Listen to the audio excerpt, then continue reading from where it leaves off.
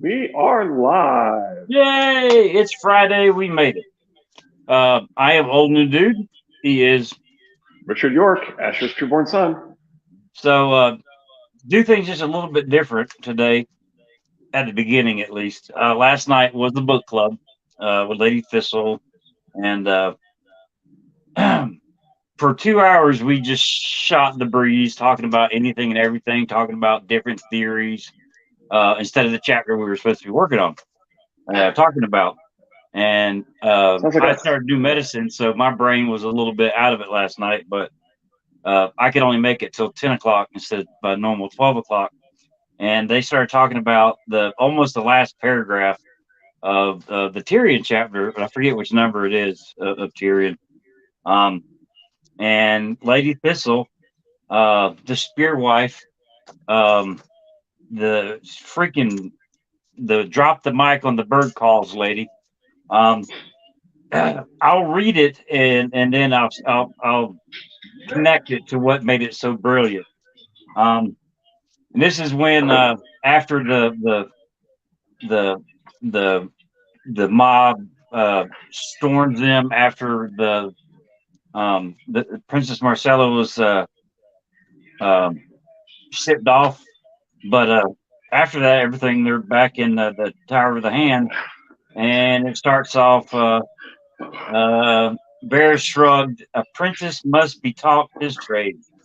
Half the princes of Reeking Lane could rule better than this king of yours. Bronn seated himself across the table and pulled a wing off the capon. Is it what that type of Sure, bird? sure. Okay. Yeah, Tyrion had made a practice of ignoring the sellsword's frequent insolences, but tonight he found it galling. I don't recall giving you leave to finish my supper.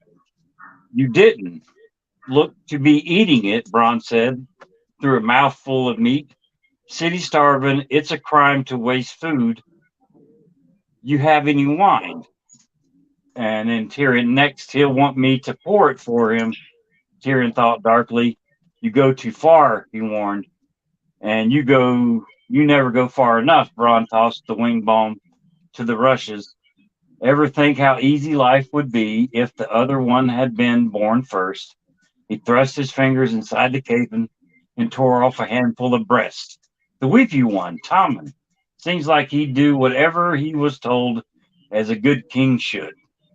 And then a chill crept down Tyrion's spine as he realized what the sellsword was hinting at. If Tommen was king, there was only one way Tommen would become king. No, he could not even think of it. Joffrey was his own blood, and Jaime's son as much as Cersei's. I could have your head off for saying that, he told Bronn, but the sellsword only laughed. Friends, said Varys, quarreling will not serve us. I beg you both, take heart. Whose? Asked Tyrion sourly. He could think of several tempting choices. And I read all that to point out what Lady Thistle pointed out. Yay! Uh, one second. Read out what she's talking. Go ahead. Lady Thistle says, check. Someone rudely eating Tyrion's food. Yeah, this is mind blowing, Lady Thistle, says Lizzie. A chill crept down my spine too, girl. Lady Thistle says, check. Mention of the wine to wash it down, and Tyrion as the cupbearer. Check. The mention of Joffrey dying. Yeah. The main point that she pointed out last night, and it's another one of those mind blowing things that she does, um, is this: we have a bird, we have eating, we have wine, and we have the Tommen becoming the next king. Well, at the Purple Wedding, you have bird type food, you have wine, and you have Tommen becoming the next king.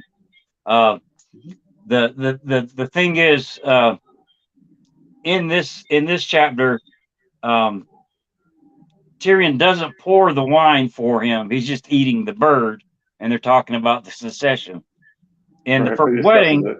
right? In the Purple Wedding, uh, the he has Tyrion pour the wine, but he's also eating the bird pie. And the big thing is that it kind of mirrors um, Oh yeah. No, Even the that makes amount of sense. time he shoves his hand in Tyrion's food matches. It matches the death of Joffrey and how he died. It's the bird pie that he was eating that was poisoned, specifically the sauce that was on it instead of the Maybe, wine. but you say that, but this is specifically discussing the idea of washing it down with wine and killing Joffrey, not killing Tyrion, right? Right, right. But the So, thing so is, you though, say that, but this actually sounds to me like foreshadowing of an attempt to use wine to kill Joffrey as just as much. Could it be ambiguous? yeah. Well, I don't think it is, but I mean, I think it is. I read that all as this is implying that it's a plot to kill Joffrey. It's right. implying that wine is used just as much as pigeon pie, right? So Yeah, it but has the reference to there's wine no, too. So yeah, there's no wine drinking in that though. He asked for wine, and then Tyrion, next he'll want me to pour it for him. Um, it's fine. Everyone thinks Tyrion dumping the wine meant it was poisoned, but maybe that was the red herring, the red wine herrings. yeah, um, I, okay. well, like I said, I see that, but the fact that it specifically refers to wine and it refers to a plot to kill Joffrey would seem to me to imply that the primary target by that logic would be Joffrey, right? It's specifically talking about the intent to make Tommen king there. So I mean, to me that sounds much stronger as a case for the wine poisoning Joffrey.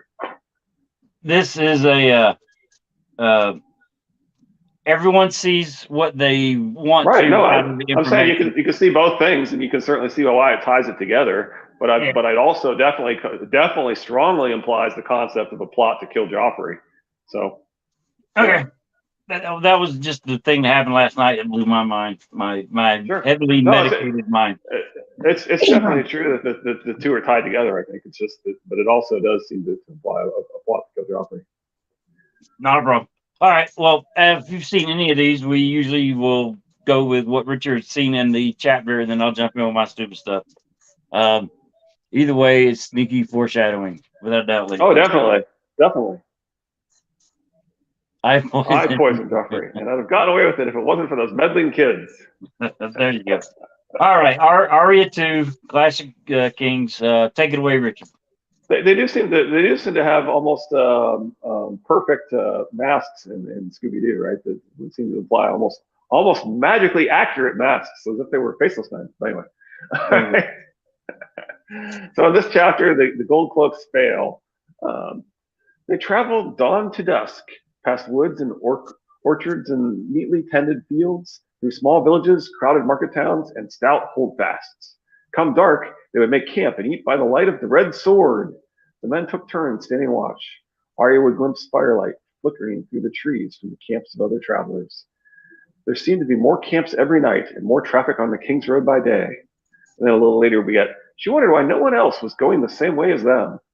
So this concept of abandoned homes is common in this book in particular with Arya, John, and Danny, right? Yeah. Um, Look with your eyes, Cyril had said. Listen with your ears. Oh. One day a madwoman began to scream at them from the side of the road. Fools! They'll kill you, fools! Prophets often appear mad.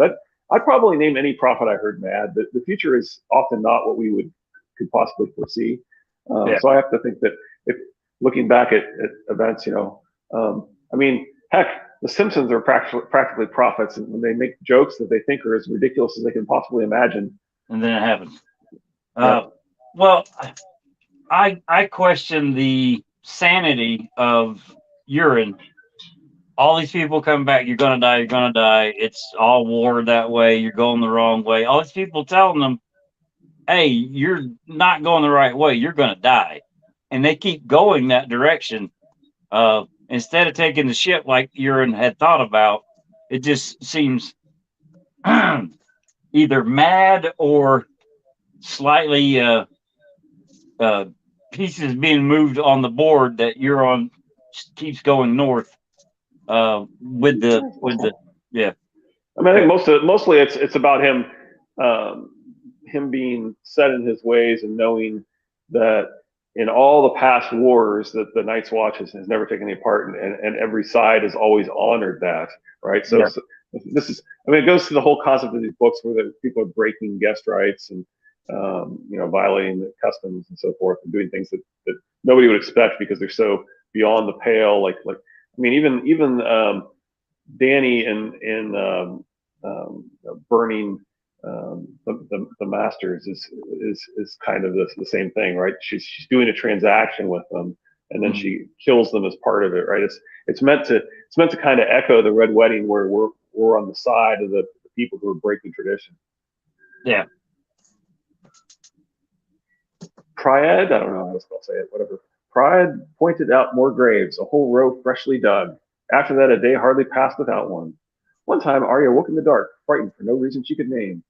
Above, the red sword shared the sky with 500,000 stars. The night seemed oddly quiet to her, but she could hear Yoren's muttered snores, the crackle of the fire, even the muffled stirrings of the donkeys. Yet somehow it felt as though the world were holding its breath, and the silence made her shiver. She went back to sleep, clutching needle. Come morning, when Priad did not awaken, Arya realized that it had been his coughing she had missed. They dug a grave of their own then, burying the sellsword where he'd slept. Yoren stripped him of his valuables before they threw the dirt on him. One man claimed his boots, another his dagger. His mail shirt and helm were parceled out. His longsword Yoren handed to the bull. Arms like yours might be you can learn to use this, he told him. A boy called Tarver tossed a handful of acorns on top of Priad's body so an oak might grow to mark his place. So it kind of reminds me of Brienne and Nibbledick. Yeah. Her father sometimes let them have a cup of beer, she remembered. Sansa used to make a face at the taste and say that wine was ever so much finer, but Arya had liked it well enough. It made her sad to think of Sansa and her father. Arya again thinks of Sansa. She might be thinking of Sansa more than Jon. We should have been keeping count. Yeah, so far it feels a whole lot more like Sansa. Yep.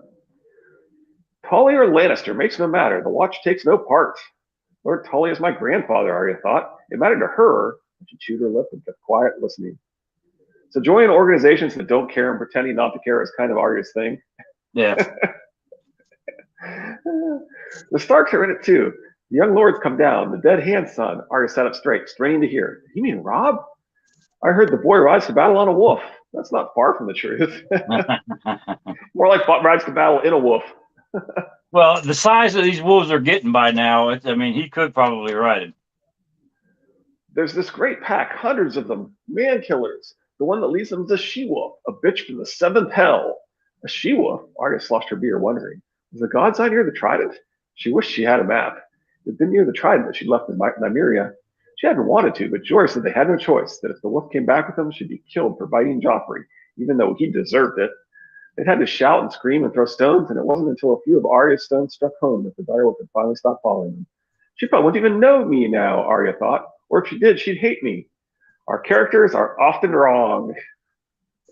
Yeah, the bond that Arya has with Nymeria is so strong that, I mean, I don't think the show got it right with the two of them coming back together, and it ended with them parting ways. I don't think that they would part ways.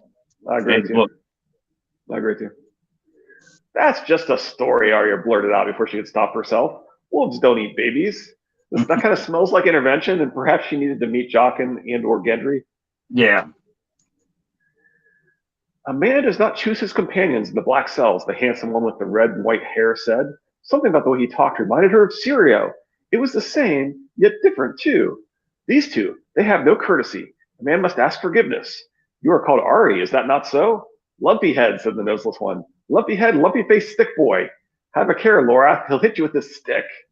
A man must be ashamed of the company he keeps, Ari, the handsome one said. This man has the honor to be Jaqen Hagar, once of the free city of Lorath. Would that he were home. This man's ill-bred companions in captivity are named Lorge, he waved his tankard at the noseless man, and Biter. Biter hissed at her again, displaying a mouthful of yellowed teeth filed into points. Man must have some name, is that not so? Biter cannot speak, and Biter cannot write, yet his teeth are very sharp, so a man calls him Biter, and he smiles. Are you charmed? Arya backed away from the wagon. No, they can't hurt me, she told herself. They're all chained up. Meet Jaqen, who claims he isn't from Braavos, but sort of sounds like Syrio. Yeah. The way the show did, Lizzie says, the way the show did the wolves spits. Yes, without a doubt. Fear cuts deeper than swords. Arya made herself approach the wagon. Every step was harder than the one before. Fierce as a wolverine, calm as still water. The words sang in her head. Syria would not have been afraid. She was almost close enough to touch the wheel when Biter lurched to his feet and grabbed her, his irons clanking and rattling. The manacles brought his hands up short, half a foot from her face. He hissed. She hit him, hard, right between his little eyes. Screaming, Biter reeled back and then threw all his weight against his chains. The lynx slithered and turned and grew taut. Arya heard the creak of old dry wood as the great iron rings strained against the floorboards of the wagon. Huge pale hands groped for her while veins bulged along Biter's arms. But the bonds held. Finally, the man collapsed backward. Blood ran from the weeping sores on his cheeks. A boy has more courage than sense, the one who had named himself Jaqen H'ghar observed. Arya edged backward away from the wagon. When she felt the hand on her shoulder, she whirled, bringing up her stick sword again, but it was only the bull. What are you doing? He raised his hands defensively. Yoren said none of us should go near those three. They don't scare me, Arya said. Then you're stupid. They scare me. So both Jaqen and Gendry realize Arya is bordering on a foolhardy here. At a minimum, we can all agree she is very brave.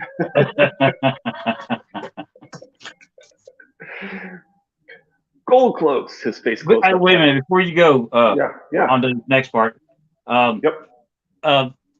The Biter possibly being a squisher, and Rorge, not necessarily the hairy men of Ib, but he definitely has that imagery going on with him, because she compares him to a picture of a gorilla that she had seen before. So those two, particularly being in the cart with Jaqen H'ghar, there's a theory that they're all three working together. Definitely. Yeah, Jaqen H'ghar is the leader, but the other two aren't necessarily all human, as it were. The Biter with his filed teeth, it wasn't filed that way. That's just how they came out, because he's more squisher than he is. Sure. Yeah, I mean, I can't get it. Yeah. I mean, definitely, it seems like, Jaqen is somewhat politically connected or something, right? And he immediately arranges them to get like leadership roles with the Lannisters and so forth, right? So there seems to be some sort of political connection there, right? And they clearly have realized that he's more dangerous than them, right? They somehow, whether he's done some glamours and some magic in front of them or what, we don't know, but somehow they know that he is way more dangerous than they are, because they are terrified of him. Yeah. Gold cloaks, his face closed up tight. It couldn't be, Arya thought, but when she glanced back, they were riding up the King's Road, 6 in the black ringmail and golden cloaks of the City Watch. One was an officer. He wore a black enamel breastplate ornamented with 4 golden discs. They drew up in front of the inn. Look with your eyes, Syrah's voice seemed to whisper. Her eyes saw white lather under their saddles. The horses had been ridden long and hard. Calm as still water, she took the bull by the arm and drew him back behind a tall, flowering hedge. What is it? He asked. What are you doing? Let go. Quiet as a shadow, she whispered, pulling him down. Syrah's voice seemed to whisper. Sure sounds like relatively definitive intervention. Yeah, I would think so. Unless it says that Arya is actually saying the thought, then right. Yeah, right. When it actually says a Syrah's voice, then it sounds like it's intervention, right? When she's just reciting the mantra, that could just be her having learned it and so forth. But yeah. You'll have no one, Yoren said stubbornly. There's laws on such things. The gold cloak drew a short sword. Here's your law. Yoren looked at the blade. That's no law, just a sword. Happens I got one too. Officer smiled. Old fool, I have 5 men with me. Yoren spat. Happens I got 30. The gold cloak laughed. This lot? Said a big lout with a broken nose. Who's first? He shouted, showing his steel. Harbor plucked a pitchfork out of a bale of hay. I am. No, I am, called Cut Jack, the plump stonemason, pulling his hammer off the leather apron he always wore. Me, Curse came up off the ground with his skinning knife in hand. Me and him, Koss strung his longbow. All of us, said Rayson, snatching up the tall hardwood walking staff he carried. Dobler stepped naked out of the bathhouse with his clothes in a bundle, saw what was happening, and dropped everything but his dagger. Is it a fight? He asked. I guess, said Hot Pie, scrambling on all fours for a big rock to throw. I could not believe what she was seeing. She hated Hot Pie. Why would he risk himself for her? Girl with the broken nose still thought it was funny. You girls put away them rocks and sticks before you get spanked. None of you knows what end of a sword to hold. I do. Arya wouldn't let them die for her like Sirio. She wouldn't. Shoving through the hedge with needle in hand, she slid into a water dancer's stance. Broken Nose guffawed. The officer looked at her up and down. Put the blade away, little girl. No one wants to hurt you. I'm not a girl, she yelled, furious. What was wrong with them? They rode all this way for her, and here she was, and they were just smiling at her. I'm the one you want. He's the one we want. The officer jabbed his short sword toward the bull who'd come forward to stand beside her. Pride's cheap steel in his hand. It was a mistake to take his eyes off Yoren, even for an instant. Quick as that, the Black Brother's sword was pressed to the apple of the officer's throat. Neither is the one you get, unless you want me to see if your apple's ripe yet. I got me 10, 15 more brothers in that inn if you still need convincing. I was you. I'd let loose at that gut cutter, spread my cheeks over that fat little horse, and gallop on back to the city. He spat and poked harder with the point of his sword. Now. The officer's fingers uncurled. His sword fell in the dust. We'll just keep that, Yorn said. Good steel's always needed on the wall.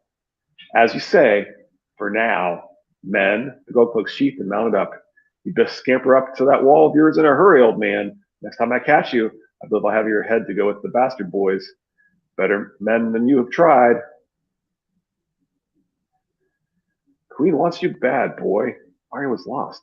Why should she want him? The bull scowled at her. Why should she want you? You're nothing but a little gutter rat. Well, you're nothing but a bastard boy. Or maybe he was only pretending to be a bastard boy. What's your true name? Gendry, he said, like he wasn't quite sure. Don't see why no one wants neither of you, Yorn said. But they can't have you regardless. You ride them to coursers. First sight of a gold cloak, make for the wall like a dragon's on your tail. The rest of us don't mean spit to them. Except for you, Arya pointed out. That man said he'd take your head too. Well, as to that, Yorn said, if he can get it off my shoulders, he's welcome to it. Pretending to be a bastard boy sounds kind of like Jon Stark. There you go. And Yoren is kind of amazing. Yeah, without a doubt, he's definitely a character. Speaking of Jon Stark, his chapter is next. I know Gray Area cannot stand the theory that Gendry is the secret Baratheon, but this chapter, just like with the Bronn eating the bird. Yeah, it does kind of hint at that, doesn't it? Yeah, I mean, granted, they killed a baby of Roberts in King's Landing, but just like Jon going to the wall, Kat thought her children's rights to Winterfell were protected, and then now you got another Robert's son headed to the wall, and this mother, instead of figuring, okay, we're good, he's headed to the wall, my children are safe, she wants him back. Doesn't say to kill him. I mean, if they were going to do what they did to the baby, they would have killed him on the No, he does say to kill him. He does say to kill him. Are you sure? The next time listen to these words. Listen to this sentence. The next time I catch you, I believe I'll have your head to go with the bastard boys. The bastard boys, apostrophe S. Yeah, bastard boys, apostrophe S. What does the bastard boy possess that he's referring to there? That he's going to have? Yeah, I don't know. I will have the bastard boy's head, is what he's saying. Yeah, is that because he's pissed off though? And talking spit? I don't know. I take it as the queen wanting the boy, as her wanting him back, because the road to the wall is dangerous. Would he really be saying, I'm going to take the bastard boy's head if he'd been ordered not to hurt him at all? I mean, I think the implication is that well, I don't think she would automatically. He clearly believes, either he believes that Gendry is being taken to be executed, which if that's the case, they would have had to have given him some story as to why they, I mean, why would he leap to that conclusion, right? I mean, I think he's supposed to kill Gendry. I didn't read it that way. Anyway, that's the implication when you say that, I'll have your head to go with the bastard boys. Anyway, yep. Lizzie says, you know what I'm going to say? And trust the symbolism. Anyway, so I would say that the symbolism does seem to imply that he's a fake bastard. It sure seems like it. Yeah. So I get what you're saying, but I do think that Cersei seems to want him dead. Okay. I mean, we know that they've been killing babies, right? I mean, Yeah. so it's not that surprising that they would want Gendry killed as well. In fact, it'd be more more likely that they'd want Gendry killed. I mean, it just says the queen wants him, old man. Not that it's your concern. The officer said, drawing a ribbon from his belt. Here, her Grace's seal and warrant. I mean, Yeah, I just think but what he says it later appears to is be a warrant. It appears to be a warrant for execution, though. I mean, for capital crime. okay. That's the implication of his words. I mean, like you said, maybe he's just Yeah. in the heat of the Well, moment. He's taking things a different way, but yeah. Well, that sure seems like what's the I think implication. after that, when he's talking about Urine's head, he's just pissed the hell off. Yeah, maybe. Like I said, gray area hates the idea of Gendry being a secretary of Baratheon, and I'm all for it. So I don't know. I think it's more about her trying to get rid of any evidence that Robert's kids tend to have dark hair. It seems like the vast majority of the women he's gone after have light colored hair, and yet all his kids have Baratheon dark hair. I think it's an assumption, though. Anytime you make an assumption, you make Sure. it. Yeah. I mean, so Sure. we're putting ourselves in her place, trying to figure out what she wants. And one of us says she wants him dead, and the other one says she wants him back. We don't know either. Sure. Yeah, no, I'm fully acknowledging that. As I always say, it's ambiguous. Until the next books come out, everybody's right. But it's Friday. Yay! Friday. Book club tonight should be good. I got to find out if they actually got to Davos last night. But as always on a Friday, stay safe. Have a good weekend, a safe weekend, fun weekend. I know Lady Thistle broke her foot 3 days ago. So she's on crutches. Oh, wow. So stay safe in that 20 feet of snow you're living in. And we will see you Monday with John. Is this the first John chapter? Yeah. I think so too. John, yeah, and Lizzie, we were talking about you yesterday. Both in terms of your son's birthday, and I was commenting on your outfit with the she thinks I'm crazy. Have a great weekend, Lizzie. Hey, Thistle, thank you again. Last night was an awesome book club. I can't wait for tonight just to be able to talk. But if you want to jump on a couple minutes early on book club, I'm right there, just waiting for people to come on. But okay, we'll see you Monday. Have a safe weekend. Y'all be good. Yeah, bye.